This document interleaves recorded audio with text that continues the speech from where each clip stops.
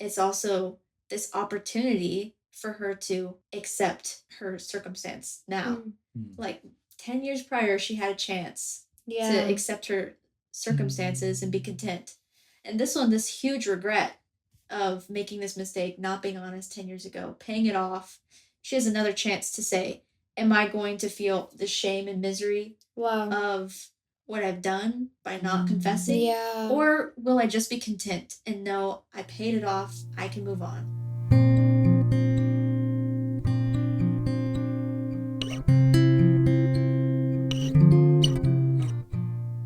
Welcome back to the Rooted Minds podcast, where we come together as a family to talk about books and our emotions.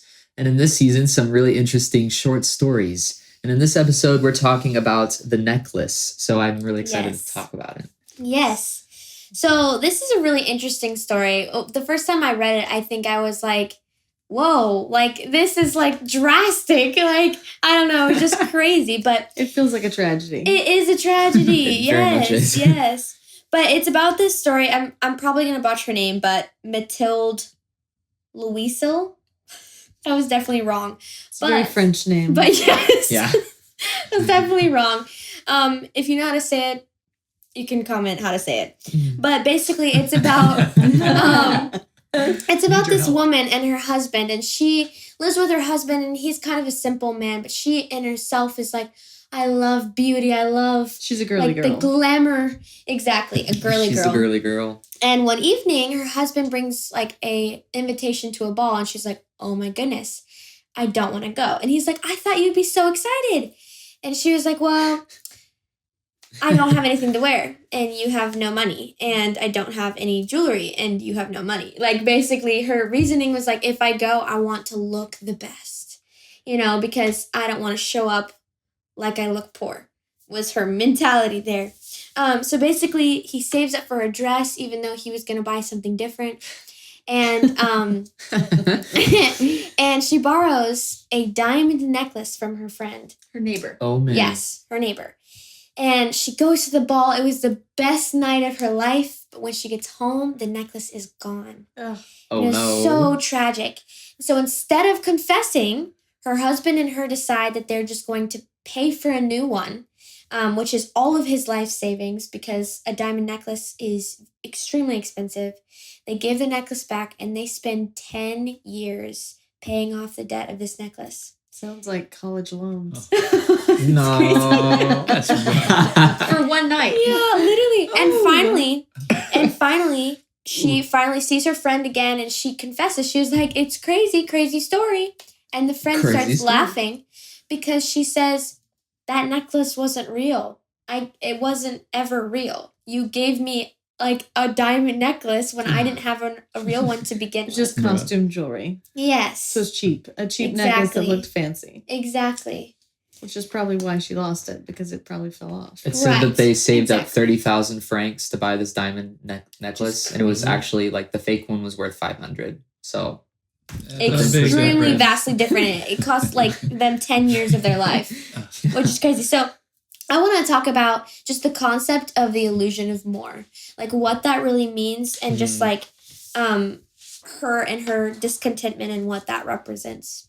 Yeah, well, it's so interesting to me because in the very beginning, you know, she's looking for beauty, and in her discontentment of feeling like she's not finding that through like her appearance or the things that she's wearing. Yeah. She's like, she's almost like missing the way that her husband sees her. Yeah. Because multiple times he tells her that she's beautiful and like, no, you look amazing. What about the dress that, you know, whatever. Yeah. She's like, no, I cannot, you know? And so like, there's this like image in her mind that if she were to have this necklace or if she were to have this dress, then it would make something more of herself. Yeah. But it's not true. And that's like the illusion part. Yeah. Where it's like you feel like if you just had this one thing, everything in your life about yourself would change. Yeah. And there's like this almost envy in her that like really like wants that really believes that happiness lies in what she doesn't have. Well, that's such a real feeling because you're looking around, you know, social media. There's so many ways that you can see somebody else's life and think that they have a better life. It just depends on your definition of the good life. Mm-hmm. Yeah. And they can also appear to be really happy. Yeah. And with our social media the way it is now, you can make yourself look however you want to. So It's challenging these days. It's true. Right. Absolutely. Yeah. And there's kind of this like perception that this external, projection of like what's happening on the inside is like everyone's trying to show that they are better off internally than they maybe even are externally. Right. Yeah. Even if they're So wearing true. fancy things. We were just talking to a friend recently that was talking about a wealthy neighborhood in our area that has one of the highest, I don't know what they're talking about, but poverty level Oh, yes. occupants. Like the houses are big and beautiful, but there's no furniture inside and they don't have money for Whoa. groceries. But they look like they're successful. And Whoa. that's such a powerful image Wow, That's of crazy. what is happening here. Yeah. Of you value this shell Mm-hmm. and miss what's really Oof. What truly makes you beautiful? yeah. That's so good.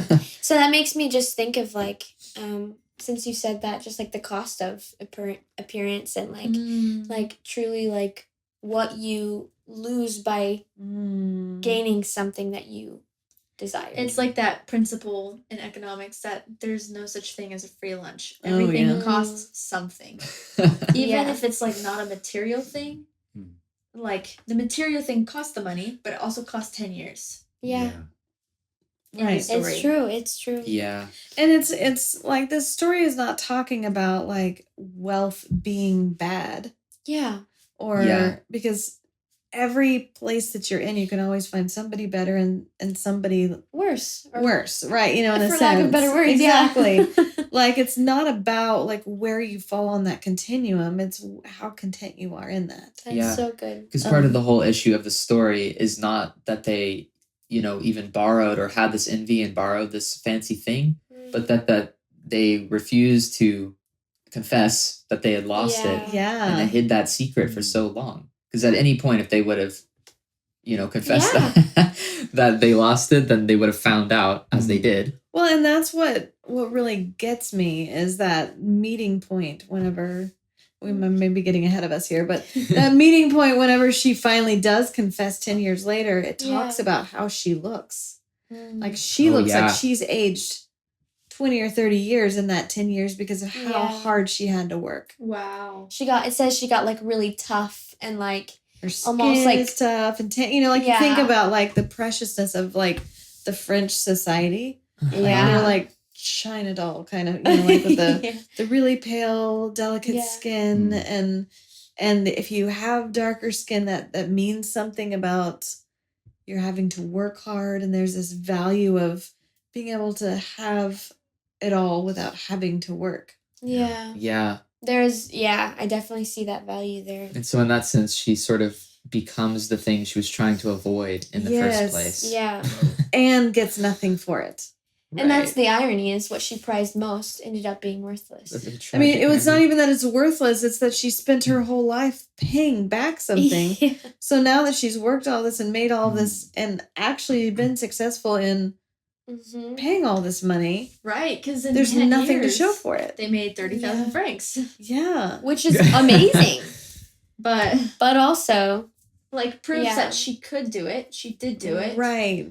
It's not about the money or about the work. It's about what she didn't believe was possible. In the end, she still has nothing to show for it. She's in the Yeah. same place except exhausted. yeah. That's so good. There's a cost for you. Yeah. Exhaustion, for sure. Yeah, and Yeah. it's just interesting how like in this story, like the realism of it, and the author refuses to comfort us in a sense. Like Yeah. the ending is Regret. exactly it's regret. It's like not a happy ending. Like most of the time, you're like, I want to read a story with a happy ending. Like, yeah. and this isn't Yeah. one of those. But I think it's still a valuable story. Well, it's a Because- story where the main character learned better. Yeah. True. Like they learned I should just be open and honest when I fail. Yeah. Because what was the worst that could happen to her? Is her friend makes her work and pay it back? She did that That's anyway. 500 She instead did of that to 30. herself. But exactly, that would have been 500. Yeah. But her friend Yeah. could have been, oh, that was a cheap piece of jewelry. Don't worry about it. Because her Yeah. friend doesn't, 500 francs to her could be nothing. Right. Yeah. Yeah. That's so true. So And there's so- this actual another thing going on here, another layer where she's afraid of feeling shame. Mm. And so she chooses to be silent and not come out to Yeah. the light. She's afraid of and being say- humiliated because she Humiliated, lives yeah. in shame for the last 10 Interesting. years. I think there is a level Wow. of like pride almost. And not even just the last 10 years, maybe just even where she's at. Mm. When she gets the invitation to the ball is living in Right. shame because I don't get to go to these balls. I don't have the clothes to Yeah. wear. Yeah. I'm not living the life that I wanted to. I married this guy that isn't providing. Yeah. And now here I am. Yeah. It's so true. It's so true. And I feel like that's actually like a good place to maybe segue of just like the revelation of the end conversation of when she sees her friend and Mhm. and she realizes maybe just like this, oh, like everything in the last 10 years could have been maybe avoided in that realization. And I think there's so many like elements that we've talked about that kind of reveals these symbols, like what they're meaning. Like, what does the necklace represent? Hmm. It represents this pursuit of materialism and social image. Yeah. Not that they're bad, but that they're empty And fragile. and ending in itself. Yeah. Yeah. It doesn't become something in the future. And in Wow. her case, that necklace represented one night of glory Hmm. Wow. that multiplied into suffering Yeah. Wow. and responsibility. Whatever 365 times 10 is. Right. A Lots lot. of days. Yeah. A lot of days. 3,650. Times 10. Quick math. You got that. It's interesting because the Add way a that zero. like we're talking about it and like what you just said, you know, it reminds me of just like the cost of like addiction and like the way that you know can give you like momentary pleasure for a long, you know, after effects Yeah. of dealing with the consequences of that, you know. Yeah. Right. And I think originally there was just this problem of not being able to accept reality for her. Mm. Like she couldn't accept where she Yeah. was and be content in that, like we were talking Yeah. about at the beginning. And so, like, whenever it all comes back to this revelation, it's also this opportunity for her to accept her circumstance now. Mm. Like 10 years prior, she had a chance Yeah. to accept her circumstances and be content. And this one, this huge regret of making this mistake, not being honest 10 years ago, paying it off. She has another chance to say, am I going to feel the shame and misery Wow. of what I've done by not confessing? Yeah. Or will I just be content and know I paid it off, I can move on. I can be content where I am. Yeah. And I think that's a really cool contrast that the author gives us, where sometimes we, you know, make this choice before, and now we have Yeah. another chance to right the wrong in a different kind of way Wow. with our action, with our heart. It feels like it just reminds me of that verse, that the idea that we would rather humble ourselves than be humbled. Mm. The Lord humbles the proud. Mm-hmm. And so here she is, this proud one, Mm-hmm. and she is humbled. She learned what she could have learned had she just humbled herself. Yeah. Mhm. Yeah. Yeah, Oh, because there's man. this very real, like, lie that she was dealing with, that she was not that valuable without these things. Yeah.